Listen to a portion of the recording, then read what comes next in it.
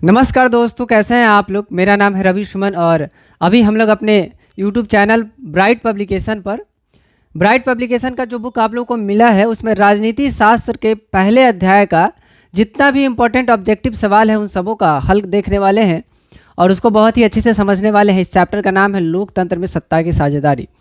और इस पाठ में जितने भी सवाल मैं अभी आपको बताऊंगा, अगर आप उन सभी को अच्छे से बना लेते हैं और समझ लेते हैं तो फिर परीक्षा में आपका एक भी सवाल छूटने नहीं जा रहा है। तो आप लोग निश्चित रूप से पूरा वीडियो देखिएगा और एक एक सवाल को अच्छे से समझ लीजिएगा। उससे पहले आप लोग चैनल को सब्सक्राइब जरूर कर दीजिएगा और बेल आइकन दबा दीजिएगा ताकि जब भी कोई नया वीडियो आए आपकी परीक्षा से संबंधित तो सबसे पहले आपके पास जानकारी पहुँचे। चलिए, इस चैप्टर का नाम है लोकतंत्र में सत्ता की साझेदारी। सत्ता की साझेदारी, सत्ता में साझेदारी का क्या मतलब है? सत्ता में साझेदारी का मतलब है कि सरकार का जो कामकाज है उसमें आम आदमी का भाग लेना। साझेदारी का मतलब यही होता है, भाग लेना। ठीक है, तो सरकारें तो सरकार चलाती हैं, नेता होते हैं, अफसर होते हैं, उसमें हम जैसे आम लोगों का क्या योगदान होता है? हम जैसे आम लोग भी सरकार चलाने में अपना योगदान देते हैं। सारे लोग देते हैं, जितने भी लोकतांत्रिक व्यवस्था में रहने वाले लोग हैं सब लोग सरकार चलाने में अपना योगदान देते हैं। सरकारें जब निरंकुश होती हैं यानी कि लोकतंत्र में बताए गए रास्तों से अलग थलग होकर चलने लगती हैं तो लोग ही, आम आदमी ही उनके ऊपर दबाव बनाते हैं या फिर जो विपक्षी समूह होते हैं वो लोग दबाव बनाते हैं। तो लोकतंत्र में सत्ता की साझेदारी, इस चैप्टर का मतलब है कि लोकतंत्र में हम जैसे लोग, बाकी लोग, विपक्षी लोग, सरकार के अलावा जो लोग हैं वो लोग अपनी साझेदारी कैसे देते हैं, इसके बारे में हमें पढ़ना है। तो जब एक लोकतांत्रिक व्यवस्था चलती है तो उसमें हर तरह के लोगों का योगदान होता है, चाहे वो कोई भी काम करने वाले हो, वो विपक्षी हो, वो सरकार में हो, कोई सरकारी अफसर हो या फिर कोई आम आदमी हो, मजदूर हो, किसान हो, इन सभी लोगों का लोकतंत्र में योगदान होता है। सरकार चलाने में योगदान देते हैं ये सारे लोग। तो इस पाठ में इस चीज़ के बारे में बताया गया है और इस पाठ से संबंधित जो जितने भी कॉन्सेप्ट है उनका भी वीडियो हमारे YouTube चैनल पर आपको मिल जाएगा, तो वहाँ से आप उसको भी देख सकते हैं। अभी हम लोग इन सवालों को हल करेंगे। पहला सवाल है, निम्नलिखित में कौन लोकतंत्र में रंग भेद के विरोधी नहीं थे? रंग भेद का अर्थ होता है रंग के आधार पर भेदभाव करना, जैसे कि महात्मा गांधी के साथ हुआ था। किंग मार्टिन लूथर भी रंगभेद के खिलाफ, इस नीति के खिलाफ आंदोलन चालू करे थे और उन्होंने बड़ी लड़ाई लड़ी थी। तो ये भी रंगभेद के विरोधी थे, महात्मा गांधी भी रंगभेद के विरोधी थे। ओलंपिक धावक टॉमी स्मिथ और जॉन कॉलिस, है ना, इनके बारे में भी आप जानते होंगे। चैप्टर के शुरू में ही आपको बताया गया होगा कि इन्होंने जब ओलंपिक में जीत हासिल की थी, ये दोनों धावक थे दौड़ने वाले, तो इन्होंने जब इन्हें प्राइज़ दिया गया था तो इन्होंने रंगभेद नीति का विरोध किया था वहाँ पर। ठीक है, और उन्हीं के कारण हम लोग इनको आज इतिहास में याद कर रहे हैं। लेकिन जेड गुडी जो थी वो लोकतंत्र में रंग भेद की विरोधी नहीं थे, है ना। तो हमारा सही आंसर है डी, जेड गुडी। जेड गुडी लोकतंत्र में रंग भेद के विरोधी नहीं थे। ये बहुत महत्वपूर्ण सवाल है, याद कर लीजिए। बाकी जितने भी लोग हैं, महात्मा गांधी, मार्टिन लूथर और टॉमी स्मिथ, जॉन कॉलिस, है ना, ये सारे लोग रंग भेद के विरोधी थे और इन्होंने रंग भेद का विरोध किया था। रंग भेद का मतलब भी आप समझ गए होंगे, श्वेत और अश्वेत, यही रंग भेद का मुख्य मुद्दा रहा है शुरू से ही। और जब रंग के आधार पर किसी के साथ भेदभाव किया जाता है तो उसको रंग भेद कहा जाता है। अगला सवाल है, भारत में महिलाओं के लिए आरक्षण की व्यवस्था कहाँ है? लोकसभा में, विधानसभा में, मंत्रिमंडल में या पंचायती राज व्यवस्था में? तो आपके गाँव में जब मुखिया का चुनाव होता होगा, सरपंच का चुनाव होता होगा और इसमें और सारे पंचायत समिति सदस्य होते हैं, तो ये सारे चुनाव जब होते होंगे तो इसमें आप सुनते होंगे कि फलाने जगह का जो सीट है वो महिलाओं के लिए रिजर्व है। ऐसा होता है, पता करिएगा आप अपने गाँव में। ठीक है, तो गाँवों में जो व्यवस्था होती है ना, देखो, सरकार चलाने की तीन व्यवस्था, संघात्मक व्यवस्था जो होती है जिसको संघीय सरकार हम लोग कहते हैं। संघीय सरकार का अर्थ है कि डिस्ट्रीब्यूशन होना, यानी सत्ता का बंटवारा हो जाना, यानी कि कुछ शक्तियाँ किसके पास है? केंद्र सरकार के पास है। देखना, समझना ध्यान से। एक होता है केंद्र सरकार, ठीक है, कुछ शक्तियाँ किसके पास है? केंद्र सरकार के पास है ना। कुछ शक्तियाँ किसके पास है भाई? राज्य सरकार के पास है। ठीक है, केंद्र में कौन है? केंद्र में अभी मोदी सरकार हुए, है ना, तो नरेंद्र मोदी की सरकार कहाँ है? केंद्र में है। और राज्य में किन की सरकार है? नीतीश कुमार की सरकार है। ठीक है, तो देखो ये दो स्तर की सरकार हुई ना, दो स्तर की सरकार हुई, तो डिस्ट्रीब्यूशन ऑफ पावर हुआ, माने कि शक्ति जो है वो दो सरकारों में बटी है, ठीक है, एक केंद्रीय सरकार है और एक क्षेत्रीय सरकार है, ठीक है। तो इसी को हम लोग कहते हैं संघात्मक व्यवस्था या फिर संघीय व्यवस्था। इसके नीचे एक और व्यवस्था लाई गई जिसको कहा गया पंचायती राज व्यवस्था, है ना, पंचायती राज व्यवस्था या फिर पंचायत राज व्यवस्था, ठीक है। तो ये जो है इसके नीचे लाएगा। ये जो पंचायती राज व्यवस्था है ये कुछ शक्तियां केंद्र सरकार के से और कुछ शक्तियां राज्य सरकार से लेकर के किसको दे दी गई, पंचायती राज व्यवस्था को दे दी गई। पंचायती राज व्यवस्था में ही वही मुखिया, सरपंच, है ना, ये पंचायत के स्तर पर जितने भी लोग आते हैं वो सारे आते हैं, ठीक है। तो महिलाओं के लिए आरक्षण जो है वो सिर्फ पंचायती राज संस्थाओं में ही है। जो गांवों में चुनाव होता है उसी में महिलाओं के लिए आरक्षण है। तो सही जवाब है डी, पंचायती राज व्यवस्था में महिलाओं के लिए आरक्षण की व्यवस्था है। अब ये पंचायती राज संस्था या फिर व्यवस्था क्या होती है ये भी मैंने आपको बताया। यह संघात्मक सरकार का एक हिस्सा होता है और इसमें केंद्र सरकार और राज्य सरकार से कुछ शक्तियां लेकर के दी जाती हैं किसको, पंचायती राज व्यवस्था को, ठीक है। तो दूसरे सवाल का सही आंसर है डी।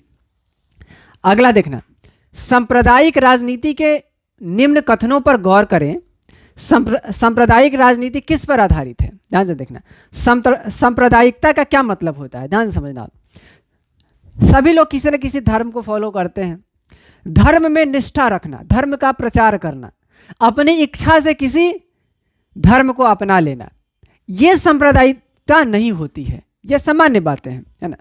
हमें हमारे लोकतंत्र में ये अधिकार दिया गया है कि हम अपने इच्छा के अनुसार किसी भी धर्म को अपना सकते हैं, अपने धर्म में अपनी निष्ठा रख सकते हैं और अपने धर्म का प्रचार भी कर सकते हैं। यह हमें अधिकार दिया गया है। लेकिन सांप्रदायिकता में वो बातें आती हैं जिसके तहत कोई भी व्यक्ति अपने ही धर्म को सर्वश्रेष्ठ मानता है और दूसरे के धर्म को नीचा दिखाने का कोशिश करता है। इसी को कहा जाता है सांप्रदायिकता। जब व्यक्ति अपने ही धर्म को सर्वश्रेष्ठ मानने लगे और दूसरे के धर्म को नीचा दिखाने लगे तो इसको कहा जाता है सांप्रदायिकता, ठीक है। तो याद रखना सांप्रदायिकता इसको कहते हैं। तो अब इस चारों को पढ़ो और फिर बताओ कि कौन सा गलत है। एक धर्म कौन सा सही है, एक धर्म दूसरे से श्रेष्ठ है, तो ये सही है। सांप्रदायिकता का मतलब भी होता है कि जब लोग मानने लगे कि मेरा धर्म दूसरे से अच्छा है तब क्या कहलाता है, तब ये कहलाता है सांप्रदायिकता। जबकि सच्चाई क्या है, जबकि सच्चाई है कि सभी धर्म एक ही बात सिखाते हैं, इंसानियत, इंसान बनना, ठीक है। तो ना कोई धर्म बड़ा है ना कोई छोटा है। तो सांप्रदायिकता जो है वो इस बात पर आधारित है। अगला देखो, विभिन्न धर्मों के लोग समान नागरिक के रूप में खुशी खुशी साथ रहते हैं। यह सांप्रदायिकता नहीं है, सामान्य बात है और ये अच्छी बात है, ठीक है। अगला सवाल है, एक धर्म के अनुयायी एक समुदाय बनाते हैं, ये भी सही है। एक धार्मिक समूह का प्रभुत्व बाकी सभी धर्मों पर कायम रहने में शासन की शक्ति का प्रयोग नहीं किया जा सकता है, ये भी सही बात है। कि मान लीजिए कि किसी देश में बहुत ज़्यादा विविधता हो जाए, जैसे कि हमारा देश भारत है, ठीक है। तो भारत में क्या है, सभी धर्मों के लोग रहते हैं, सभी जातियों के लोग रहते हैं, सभी तरह की भाषा बोलने वाले लोग रहते हैं, ठीक है। अब मान लो कि किसी खास धर्म के लोगों का प्रभुत्व हो जाए तो ये तो अच्छी बात नहीं होगी ना। इस तरह से शासन नहीं चलाया जा सकेगा क्योंकि वो खास तरह के लोग क्या करेंगे, दूसरे धर्म के लोगों को हमेशा नीचा दिखाने का प्रयास करेंगे, उनको देश से बाहर करने का प्रयास करेंगे, ठीक है। तो इसलिए हमें क्या करना चाहिए कि सभी धर्मों को बराबर मानना चाहिए और सांप्रदायिकता के पीछे नहीं पड़ना चाहिए, है ना। इस बात के पीछे नहीं पड़ना चाहिए कि एक धर्म दूसरे से श्रेष्ठ है। सभी धर्म अच्छे हैं और सभी धर्म एक ही बात सिखाते हैं, इंसान बनो, इंसानियत का पालन करो, ठीक है। और कुछ लोग इसको गलत रूप में परिभाषित करते हैं तो उसके पीछे नहीं जाना है, हम लोग इसीलिए पढ़ लिख रहे हैं। अगला सवाल देखो, भारतीय संविधान के बारे में इनमें से कौन सा कथन सत्य है। आपके पास जो किताब होगा उसमें असत्य लिखा गया होगा, ठीक है। इसमें थोड़ा सा गलती है, इसको सुधार के लिए दिया गया है ना, असत्य है, ठीक है। कौन सा कथन असत्य है और इसका सही आंसर होगा बी, ठीक है। अब इस सवाल पर चर्चा करते हैं। चलो, सबसे पहले जान लो कि भारतीय संविधान किसको कहते हैं। संविधान के बारे में जानने से पहले जान लो कि लोकतंत्र किसको कहते हैं। हम लोग जिस देश में रहते हैं वहाँ पे लोकतांत्रिक व्यवस्था है, लोकतांत्रिक सरकार चलती है। लोकतंत्र एक सरकार चलाने की एक ऐसी व्यवस्था होती है, माने शासन करने की एक ऐसी व्यवस्था होती है जिसमें शासन का अधिकार अप्रत्यक्ष रूप से जनता का होता है। माने कि सरकार कौन चलाता है, नेता लोग चलाते हैं, तो प्रत्यक्ष रूप से शासन नेता कर रहे हैं, लेकिन उस नेता को किसने चुना है, हमने चुना है, आपने चुना है, बाकी जो जनता है, आम नागरिक जो है उसने चुना है। तो अप्रत्यक्ष रूप से सरकार कौन चलाता है? जनता चलाती है। और जनता को सरकार में भाग लेने का अधिकार मिलता है, सरकार के काम काज में भाग लेने का अधिकार मिलता है। और ये व्यवस्था सिर्फ लोकतंत्र में होती है। और लोकतंत्र में किसी भी व्यक्ति के साथ भेदभाव नहीं होता है, लिंग के आधार पर, धर्म के आधार पर, जाति के आधार पर, नस्ल के आधार पर, रंग के आधार पर, ठीक है। तो ये व्यवस्थाएं होती है लोकतंत्र में। अब जब इतनी सारी चीज़ें हैं लोकतंत्र में, तो कुछ नियम और कानून भी बने हैं जिसको कि हर आदमी को फॉलो करना है, चाहे वो कोई भी हो, कितना बड़ा भी व्यक्ति हो, सरकार हो, नेता हो, मंत्री हो, सबको नियम कानून फॉलो करना पड़ता है। उन सभी नियम कानूनों को एक किताब में लिख दिया गया, ठीक है, और उसी को कहा गया संविधान। क्या कहा गया? संविधान। तो हमारे देश में लिखित संविधान है, यानी कि लिखा हुआ है ना, और नियमों के किताब को कहते हैं संविधान। अब ये जो 4 स्टेटमेंट दिए हुए हैं, 4 कथन दिए हुए हैं, इनमें से कौन सा कथन असत्य है ये बताना है। यह धर्म के आधार पर भेदभाव की मनाही करता है, ये बिल्कुल सही बात है। धर्म के आधार पर एक लोकतांत्रिक देश में भेदभाव नहीं किया जा सकता है। यह एक धर्म को राजकीय धर्म बनाता है, ये बिल्कुल ही असत्य कथन है, ये असत्य कथन है। हमारे देश का कोई भी राजकीय धर्म नहीं है। हमारे देश में सभी धर्मों को बराबर का दर्जा दिया गया है, ठीक है। तो भारतीय संविधान एक धर्म को राजकीय धर्म नहीं बनाता है, ये असत्य है। इसलिए हमारा सही आंसर है बी, ठीक है। बाकी हमारा सही आंसर मिल गया है, लेकिन बाकी पर भी चर्चा करते हैं। सभी लोगों को कोई भी धर्म मानने की आज़ादी देता है संविधान में। हमें, हमारा जो देश है वो धर्मनिरपेक्ष है और हम लोग अपनी इच्छा से किसी भी धर्म को अपना सकते हैं, इसकी आज़ादी दी गई है। तो ये भी सही है। किसी धार्मिक समुदाय में सभी नागरिकों को बराबरी का अधिकार देता है। तो हमारा संविधान सभी लोगों को बराबरी का अधिकार देता है, एक धार्मिक समुदाय में भी, ठीक है। तो ये भी सही है। सही आंसर है बी। भारतीय संविधान जो है वो किसी खास धर्म को राजकीय धर्म नहीं बनाता है, इस बात को ध्यान रखना। कुछ लोग जो है सो कि हमें भड़काने की कोशिश करते हैं कुछ गलत तथ्यों को बताकर, लेकिन हमें गलत रास्ते पर नहीं जाना है। रंग भेद की नीति के विरुद्ध आवाज उठाने वाले कौन थे? George W Bush, Abraham Lincoln, Martin Luther king या जॉर्ज वाशिंगटन? ध्यान से देखना, पहला सवाल जो था उसमें भी हम लोगों ने पढ़ा था। रंग भेद के खिलाफ आवाज उठाने वाले लोगों में मुख्य रूप से महात्मा गांधी और मार्टिन लूथर किंग हैं, ठीक है। तो सही आंसर है सी। याद कर लो, ये बहुत इंपॉर्टेंट सवाल है, ठीक है। रंग भेद के खिलाफ आवाज उठाने वाले लोगों में प्रमुख रूप से आते हैं मार्टिन लूथर किंग और महात्मा गांधी। अगला सवाल देखो, किस देश को सामाजिक विभेद के कारण विखंडन का सामना करना पड़ा? बताइए। ये आपने पढ़ा होगा टेक्स्ट बुक में, बहुत ही इंपॉर्टेंट सवाल है। सामाजिक विभेद के कारण विखंडन का सामना करना पड़ा, है ना। सामाजिक विभेद यानी समाज में जो अंतर है ना, समाज में के लोगों में जो विविधता है, ठीक है, उसके कारण टूटना पड़ा, है ना। इस देश को टूटना पड़ा इस विभेद के कारण। वो कौन सा देश था? यूगोस्लाविया। कौन सा है? यूगोस्लाविया। सही आंसर है सी। तो इस बात को याद रखना, ये पढ़ने वाली चीज़ है और मैं इसके बारे में बताऊंगा भी जब कॉन्सेप्ट वाला वीडियो आप देखेंगे तब। तो यूगोस्लाविया को सामाजिक विभेद के कारण विखंडन का सामना करना पड़ा। अगला सवाल है, निम्नलिखित में भारत के लिए कौन सा कथन सही है? यह धार्मिक स्वतंत्रता का अभाव है, ये सही नहीं है। हमारे यहाँ धार्मिक स्वतंत्रता का अभाव नहीं है, हमें धार्मिक स्वतंत्रता दी गई है। यह धर्म की प्रधानता है, ऐसा भी नहीं है। सभी धर्मों को बराबर का दर्जा दिया गया है। यहाँ धर्मनिरपेक्षता का सिद्धांत है। मैंने बताया ना, धर्मनिरपेक्षता क्या होता है, देखना ध्यान से। धर्मनिरपेक्षता का अर्थ है कि किसी खास धर्म को कोई खास दर्जा नहीं देना, बल्कि सभी धर्मों को बिल्कुल ही बराबर का दर्जा देना, ठीक है। इसी को कहा जाता है धर्मनिरपेक्षता। और सभी लोगों को अपने अपने धर्म को मानने का, अपनी इच्छा से किसी भी धर्म को मानने का या फिर अपने धर्म का प्रचार करने का आज़ादी दिया जाता है धर्मनिरपेक्षता में, ठीक है। तो यहाँ धर्मनिरपेक्षता का सिद्धांत है, ये कथन क्या है? सही है। तो इसलिए हमें सही जवाब मिल गया सी, है ना। यहाँ धार्मिक सौहार्द का अभाव है, माने कि धर्म के आधार पर लोग लड़ते झगड़ते रहते हैं, ऐसा बिल्कुल नहीं है, है ना। हम लोग क्या करते हैं, बहुत सारे धर्म के लोग हम लोग एक साथ रहते हैं और काफ़ी मिलजुल कर रहते हैं, ठीक है। कहीं कहीं पे थोड़ा बहुत छीटपुट होते रहता है, लेकिन हम सब लोग मिलजुल कर रहते हैं, ठीक है। तो सही आंसर है सी, डी भी गलत है। सांप्रदायिकता का सही अर्थ क्या है? सांप्रदायिकता का अर्थ मैंने बताया ना, पहले ही शुरू में ही बताया है ना, आप बताने की आवश्यकता नहीं है, आप इसका जवाब दे देंगे, बहुत जल्दी दे देंगे। चलिए तो जल्दी से जवाब लिखिएगा। अब हम आपको ऑप्शन देते हैं, है ना। ऑप्शन है आपका सांप्रदायिकता का सही अर्थ क्या है, ये सवाल है। और ऑप्शन है अपने धर्म में निष्ठा, अपने धर्म को दूसरे धर्म से श्रेष्ठ समझना, धार्मिक प्रचार या धर्मनिरपेक्षता। बताइए सही आंसर क्या होगा? मैंने अभी थोड़ी देर पहले आपको बताया था ना। देखिए क्या है, अपने धर्म में निष्ठा रखना, धार्मिक प्रचार करना और धर्मनिरपेक्षता।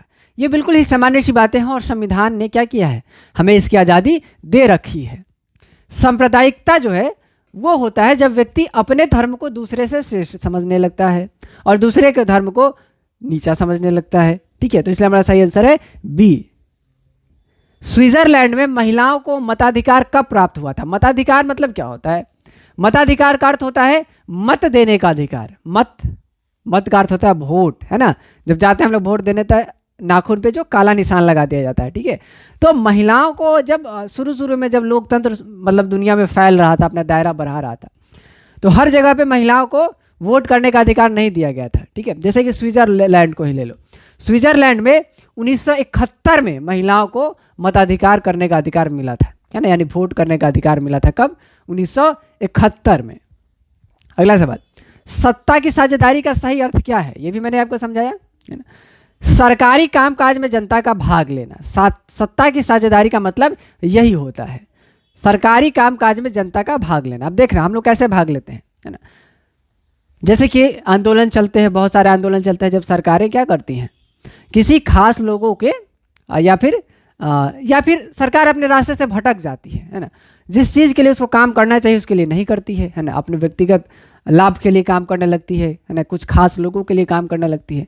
तो ऐसे परिस्थिति में आम आदमी क्या करता है, दबाव समूहों के द्वारा सरकार पर दबाव बनाता है ना। जैसे कि आंदोलन करता है, धरना प्रदर्शन करने लगता है। ठीक है, तो ये सब लोकतंत्र का हिस्सा है। लोकतंत्र में इन सारी चीज़ों का अधिकार दिया गया है ताकि क्या हो, सरकार अपने रास्ते से नहीं भटके, सरकार लोकतंत्र के दायरे में रहकर काम करे। ठीक है, तो इसलिए सत्ता की साझेदारी का अर्थ है सरकारी कामकाज में जनता का भाग लेना। सरकार का विरोध करना ये सत्ता की साझेदारी का सही अर्थ नहीं है, लेकिन ये हिस्सा है ना। कानून का पालन करना और सरकार की प्रशंसा करना, ये सब हिस्सा जरूर है, ये सब हम लोग करते जरूर है, लेकिन सही अर्थ जो है सत्ता की साझेदारी का वो है सरकारी कामकाज में जनता का भाग लेना।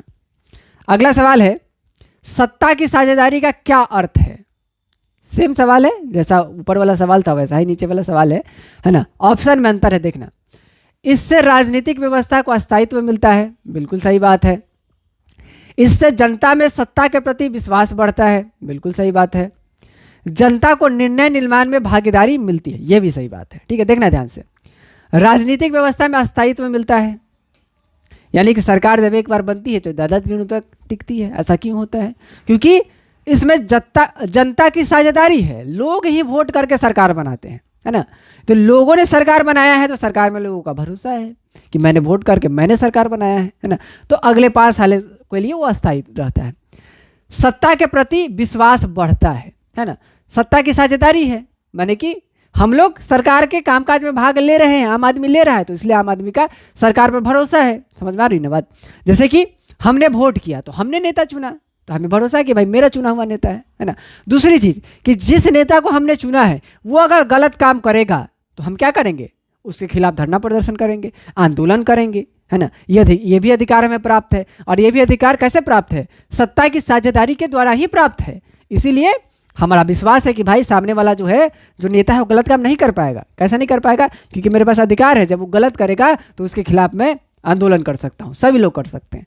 ठीक है, तो ये भी सत्ता की साझेदारी का लाभ है। और जनता को निर्णय निर्माण में भागीदारी मिलती है, हम ही लोग नेता चुनते हैं, वही जाके आगे निर्णय लेता है।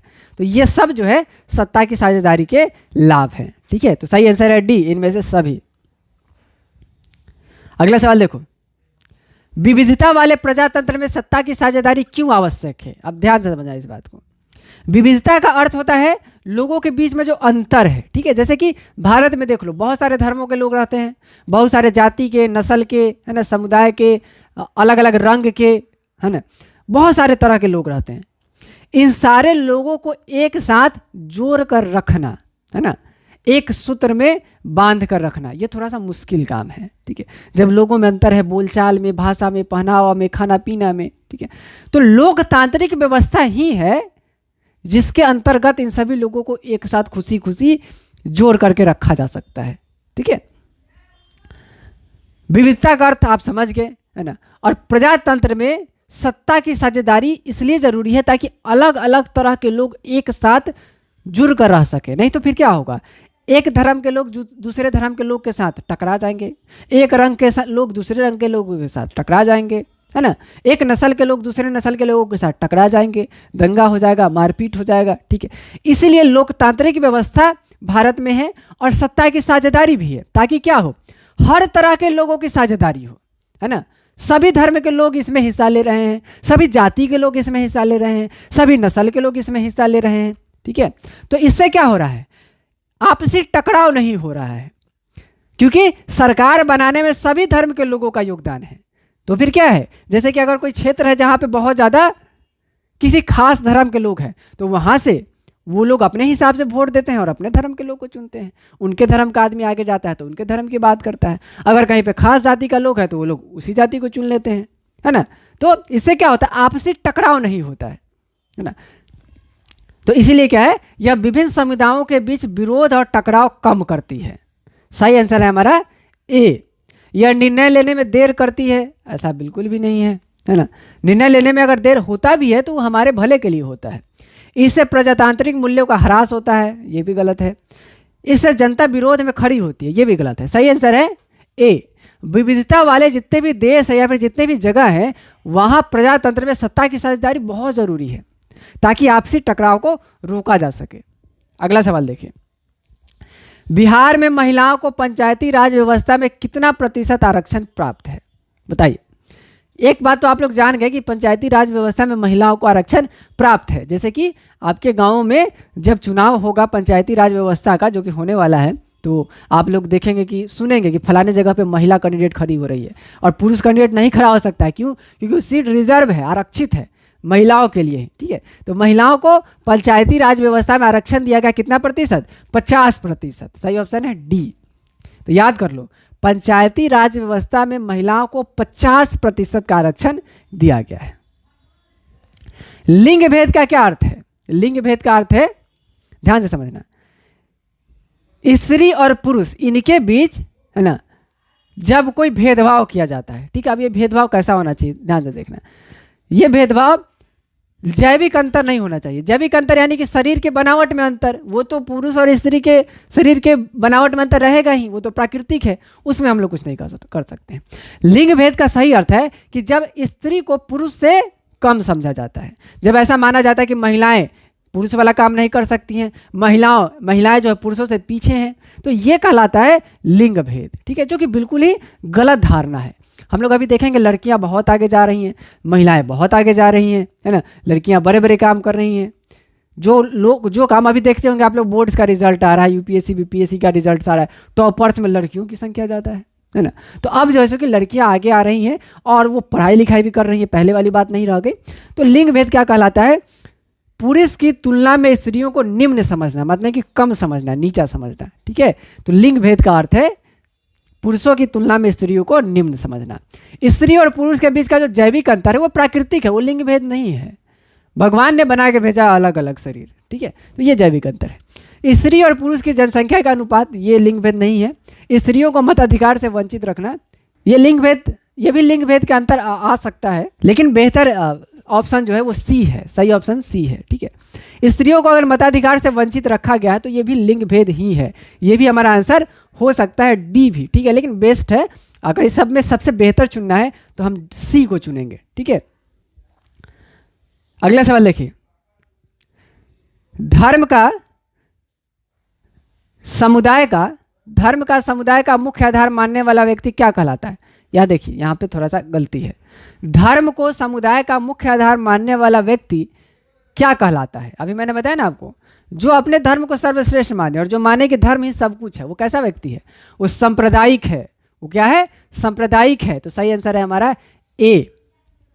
सांप्रदायिक व्यक्ति जो होते हैं वो धर्म को समाज का मुख्य आधार मानते हैं। ठीक है, अगला सवाल देखिए, इंग्लैंड में महिलाओं को वयस्क मताधिकार किस वर्ष प्राप्त हुआ? इसका अर्थ है कि इंग्लैंड में महिलाओं को वोट करने का अधिकार कौन से साल में दिया गया? तो सही आंसर है इसका 1918। याद कर लीजिए, 1918 में इंग्लैंड में महिलाओं को वोट करने का अधिकार दिया गया था। 15वीं लोकसभा में महिलाओं की कितनी भागीदारी थी? ये करंट सवाल है। 15वीं लोकसभा में महिलाओं की कितनी भागीदारी थी बताइए?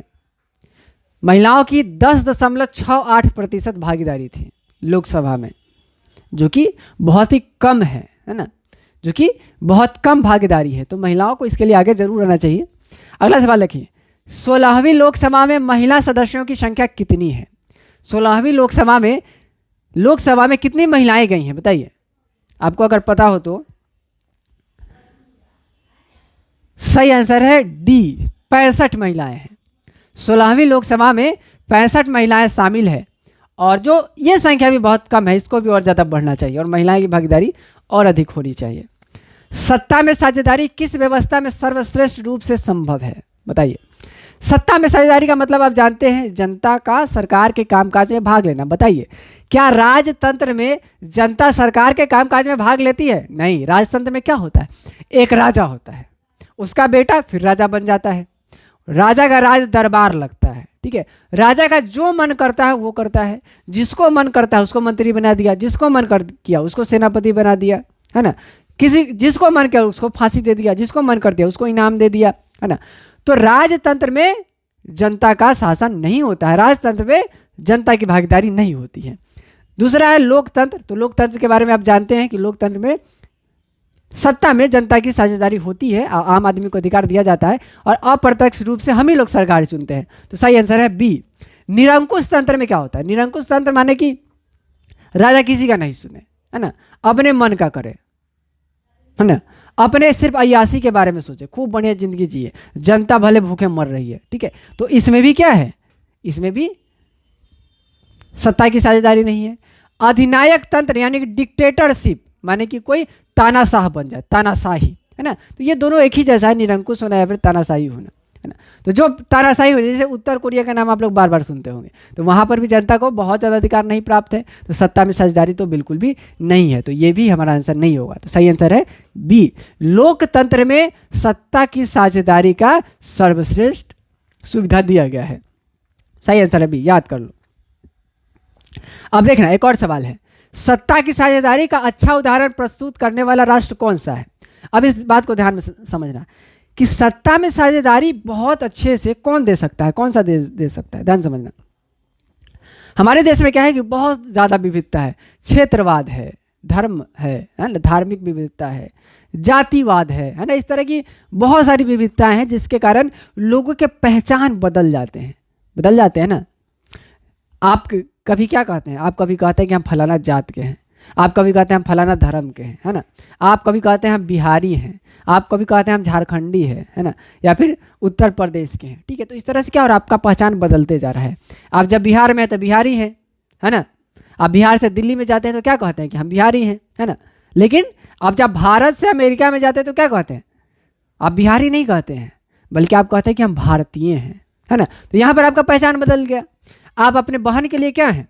भाई हैं, है ना, तो आप एक भाई हैं, है ना। आप अपने पिता के लिए क्या है? एक बेटे हैं, तो आप एक भाई भी हैं और आप एक बेटे भी हैं। आपके दो पहचान यहाँ पर हो गए। एक पहचान क्या हो गया कि आप बिहारी हैं, आपकी 3 पहचान हो गई। चौथा पहचान क्या है कि आप एक खास धर्म के हैं, माने कि आप हिंदू हैं, आप मुस्लिम हैं, आप सिख हैं, आप ईसाई हैं। एक पहचान ये हो गई। आप खास जाति के हैं, एक और पहचान हो गई। आप एक भारतीय हैं, एक ये पहचान हो गई। तो आपने इतनी सारी पहचान को धारण करके रखा है, तो सत्ता में साझेदारी थोड़ी सी मुश्किल है।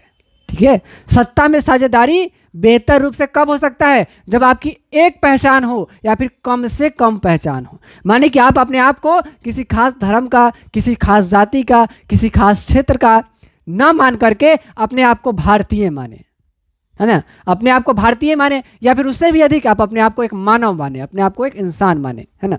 लेकिन यहाँ पर हम लोग लोकतंत्र के बारे में बात कर रहे हैं, एक देश की बात कर रहे हैं, तो अपने आप को अगर भारतीय मानेंगे तो सत्ता में साझेदारी अच्छे से दे पाएंगे। ठीक है, और एक ऐसा देश है जहां पे लोग इस तरह के विविधता में या फिर इस तरह के अंतर में नहीं फंसते हैं, है ना, बल्कि बेल्जियम के लोगों ने एक बहुत ही बेहतर उदाहरण दिया और उन्होंने अपने आप को इन सभी चीज़ों से ऊपर उठ के सिर्फ और सिर्फ एक बेल्जियम माना, माने कि एक बेल्जियम देश का एक नागरिक माना, है ना। हम लोग क्या करते हैं, हम लोग अपने आप को बिहारी मान लेते हैं, मुंबई का मान लेते हैं, झारखंड का मान लेते हैं, है ना, और इसका कारण भी है, कारण है अलगाववाद। क्या है कारण? अलगाववाद। जैसे कि बिहार के लोग जब मुंबई में जाते हैं, दिल्ली में जाते हैं काम करने, तो उनको क्या कहा जाता है, उनको एक अलग दृष्टि से देखा जाता है, किसान मजदूर, है ना, कम आंका जाता है, निम्न स्तर का माना जाता है ना।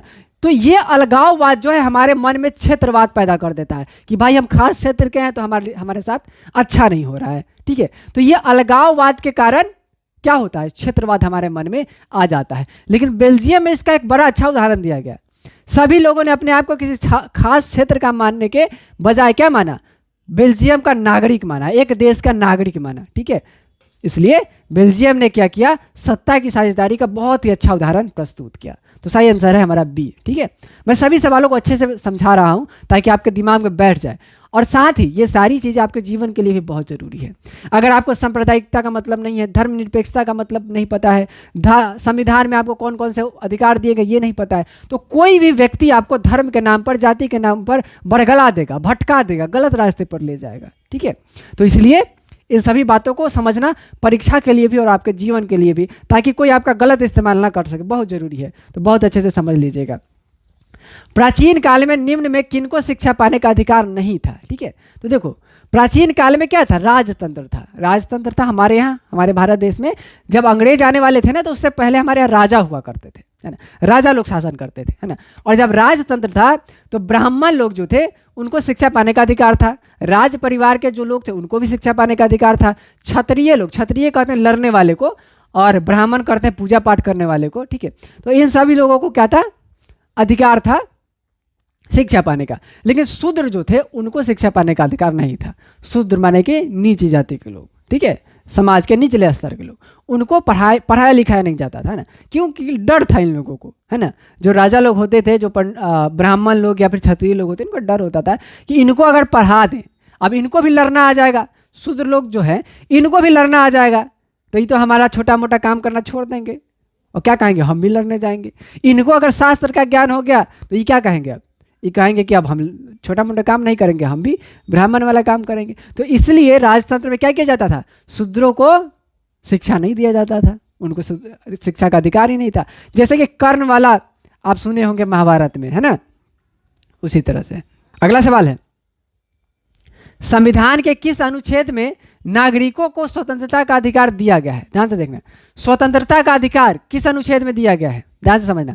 दो अनुच्छेद आपके लिए जरूरी है, एक है अनुच्छेद 19 और दूसरा है आपका अनुच्छेद 15। ठीक है, ये आपके सिलेबस में आपको पढ़ना है। तो याद रखना, अनुच्छेद 19 में स्वतंत्रता का अधिकार दिया गया है, किस चीज़ का, नागरिकों के स्वतंत्रता का अधिकार दिया गया है अनुच्छेद 19 में, और अनुच्छेद 15 में किसी भी तरह के भेदभाव की मनाही की गई है। इस किसी भी तरह में लिंग आता है, रंग आता है, धर्म आता है, जाति आता है ना, तो ये सारी चीज़ें आती है। अगला सवाल देखो, निम्न में से कौन सामाजिक विभाजन का तरीका नहीं है? क्षेत्रीयता की भावना, नस्ल एवं रंग, सरकारी नौकरी या फिर भाषा। ठीक है, सामाजिक विभाजन कौन कौन सा है? समाज से जुड़ा हुआ विभाजन, समाज किन किन चीज़ों में बटा हुआ है? क्षेत्रीयता की भावना है ना, हम लोग क्षेत्रवाद की भावना में बटे हुए हैं, नस्ल एवं रंग में बटे हुए हैं, और भाषा में भी बटे हुए हैं। सरकारी नौकरी जो है वो सामाजिक विभाजन का तरीका नहीं है, बल्कि वो क्या है, योग्यता के आधार पर विभाजन है ना। जिसके पास जितनी योग्यता है उसके आधार पर उसको सरकारी नौकरी दी जाती है। तो सरकारी नौकरी जो है वो सामाजिक विभाजन का तरीका नहीं है, बल्कि वो योग्यता के आधार पर विभाजन है। जो जितना पढ़ेगा, जो जितना मेहनत करेगा, उसको उतना अच्छा सरकारी नौकरी मिलेगी। लेकिन ये सारी चीज़ें जो हैं, क्षेत्रीयता, नस्ल, रंग और भाषा, ये सब क्या है, सामाजिक विभाजन है।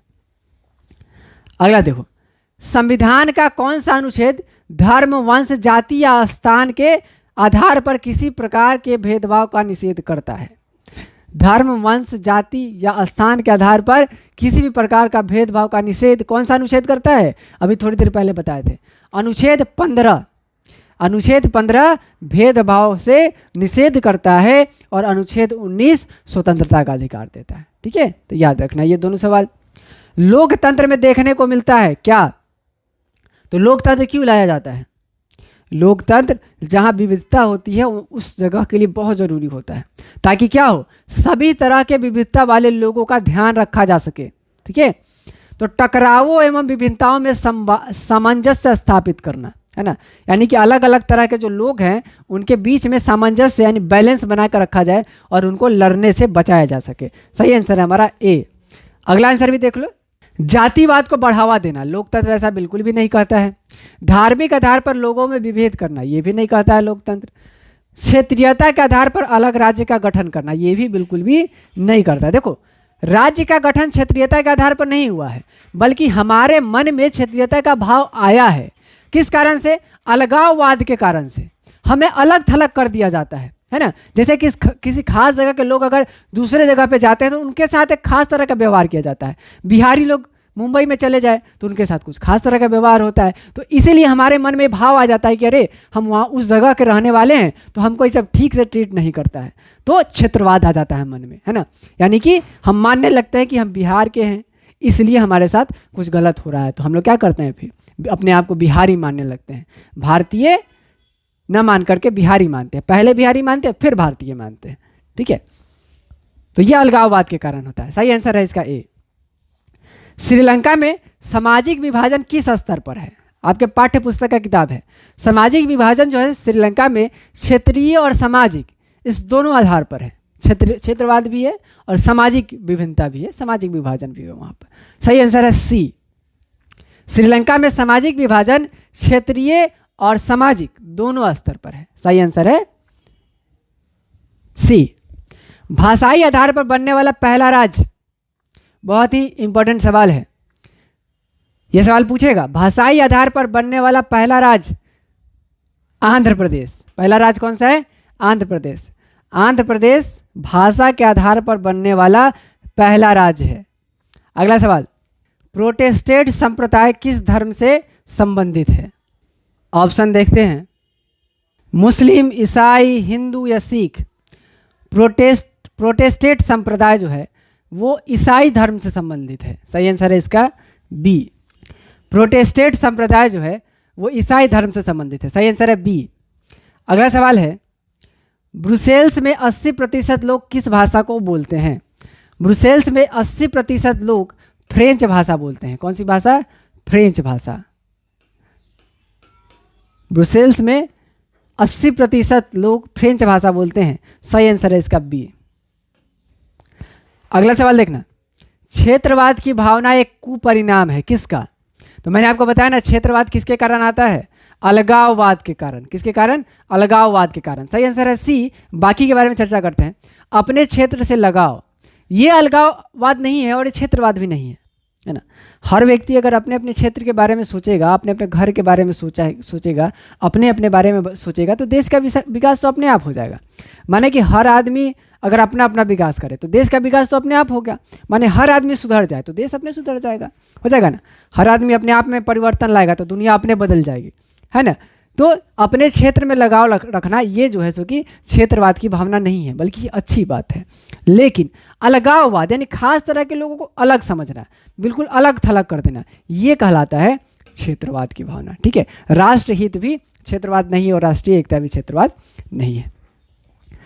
मराठी मानुष का विवाद निम्नलिखित किस राज्य से संबंधित है? मराठी भाषा कहाँ बोली जाती है? महाराष्ट्र में। ठीक है, और ये मराठी मानुष का जो विवाद था ये महाराष्ट्र में हुआ था। कहाँ हुआ था? महाराष्ट्र में हुआ था। सही आंसर है इसका ए। मराठी मानुष का विवाद महाराष्ट्र राज्य से संबंधित है। ठीक है, ये भी याद रखना, मराठी मानुष का विवाद महाराष्ट्र राज्य से संबंधित है। सही आंसर है इसका ए।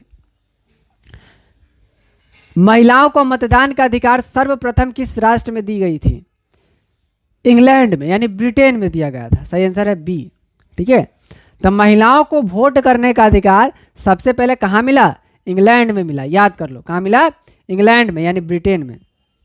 अगला सवाल है, मैक्सिको ओलंपिक की घटना एक उदाहरण है। पहला सवाल याद करो, है ना। ओलंपिक में जब दो धावकों को जीत मिली थी तो उन दोनों ने क्या किया था? रंग भेद के खिलाफ अपना विचार रखा था वहाँ पर। ठीक है, तो इसका सही आंसर है ए। मैक्सिको ओलंपिक की घटना जो है वो रंग भेद का एक उदाहरण है। किसका? रंग भेद का एक उदाहरण है। सही आंसर है इसका ए। निम्नलिखित में से किसमें सामाजिक विभाजन का आधार देखने को नहीं मिलता है? संप्रदायवाद, भाषावाद, क्षेत्रीयतावाद या फिर नस्लवाद। सामाजिक विभाजन का आधार किसमें देखने को नहीं मिलता है? संप्रदायवाद में देखने को मिलता ही है, उसमें विभिन्न संप्रदायों में समाज बट जाता है और टकराव की भी भावना होती है इसमें। भाषावाद भी सामाजिक विभाजन का कारण है। भाषा के आधार पर आपने सुना होगा राज्य का गठन करने का बहुत बड़ा विवाद उठा था। क्षेत्रीयतावाद भी सामाजिक विभाजन का कारण है। नस्लवाद यानी कि अलग अलग नस्ल के लोग, अलग अलग रंग के लोग, है ना, अलग अलग प्रजाति के लोग, है ना, अलग अलग तरह के लोग, तो ये जो है सामाजिक विभाजन का कारण नहीं है, बल्कि अलग अलग नस्ल होना तो ये प्राकृतिक है, भगवान ने बनाया है। ठीक है, जैसे कि किसी खास देश के लोग खास तरह के होते हैं, है ना, यानी कि मान लिया कि किसी देश के लोग बहुत ज़्यादा गोरे होते हैं और किसी देश के लोग बहुत ज़्यादा काले होते हैं। ये नस्ल का जो अंतर है प्राकृतिक है, भगवान ने बनाया ना, तो ये सामाजिक विभाजन इस पे का आधार नहीं होना चाहिए। सही आंसर है इसका डी। तो इस तरह से राजनीति विज्ञान के पहले अध्याय में जितना भी इंपॉर्टेंट ऑब्जेक्टिव सवाल था उन सभी को हम लोगों ने हल कर लिया है। इसको बहुत ही अच्छे से मैंने पूरे कॉन्सेप्ट के साथ बता दिया है, लेकिन इसके अलावा भी अगर आपको चैप्टर पढ़ना है, बुक पढ़ना है, तो उसके लिए भी वीडियो आपको हमारे चैनल पर मिल जाएगा, वहाँ पे जाइए और उस वीडियो को देखिए। बाकी अगले वीडियो में आप लोगों से फिर मुलाकात होगी। जाने से पहले चैनल को सब्सक्राइब कर दीजिएगा, बेल आइकन दबा दीजिएगा, वीडियो को लाइक कर दीजिएगा, कमेंट में अपने सवाल और सुझाव जरूर लिखिएगा। और बहुत जल्द हमारा लाइव क्लास शुरू होने वाला है, तो उसमें भी शामिल होइएगा और इस वीडियो को शेयर कीजिएगा अपने सभी दोस्तों के साथ। बहुत बहुत धन्यवाद आप लोगों का।